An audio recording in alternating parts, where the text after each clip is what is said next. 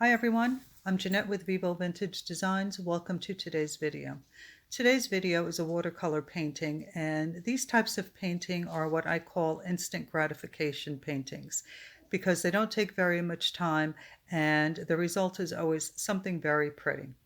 So in this painting, I'm creating a very simple and very loose beach scene. I've taken some water and I've painted I've wet the top portion of my paper, I would say about 2/3 of the way down. And while I'm allowing that water to soak into my paper, I'm using a dry brush technique using raw umber and dragging it across the bottom portion of my paper to create the sand.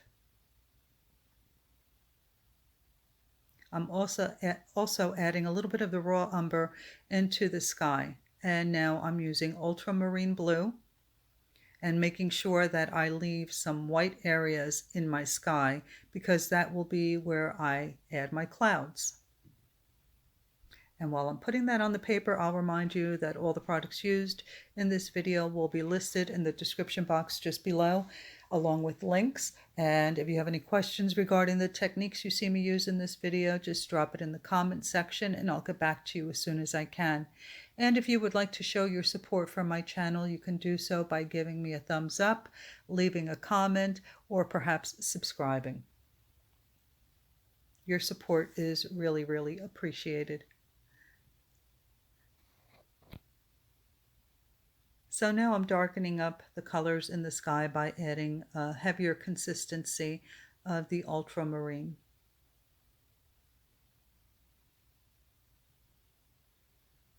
And now I'm using my large brush, wet. I keep dipping it into the water and drying it off on my paper towel.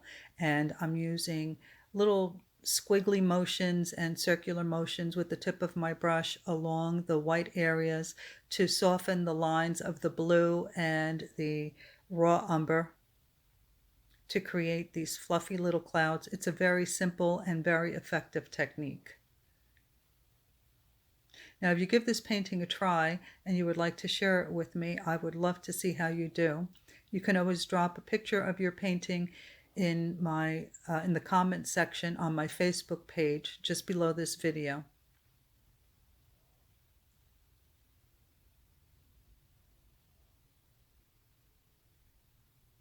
So now I've picked up a little bit of the cerulean blue, and again I'm using a dry brush technique to create these skippy little lines going across my paper, and making sure that I leave some white areas where it will make it look as though the sun is glistening on the water. And you can see that on the left-hand side, I've touched the horizon, which is still wet, and some of that cerulean blue is bleeding up into my sky.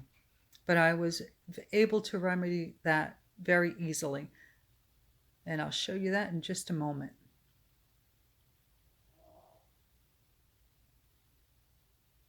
So I take a brush, dip it in the water, dry it off, and I run it across the horizon. And what that does is it picks up that cerulean blue and keeps it from running up into my sky.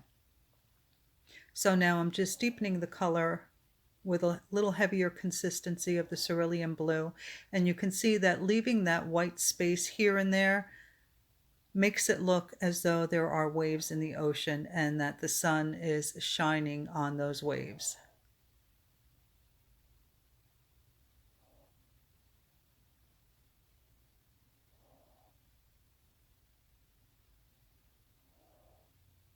Now I used the sepia color after the video. I felt like the right-hand corner was a little too empty and it needed a little something more. So I used a rigger brush and a dry brush technique, and I just dragged it across the bottom right-hand corner of the sand, and then took the wet rigger brush and pulled up from that sepia and created some grass. And you can see the finished painting on my Facebook page. Now here, using a dry brush technique again, I've picked up a little raw sienna, and I'm dragging it across the sand to create a little depth and a little bit of texture. And now using a flat brush, I'm using some ultramarine to add a little bit more detail and depth into my ocean. I hope that you've enjoyed this video and that you give it a try. And thank you so much for watching. I will see you in the next video. Bye.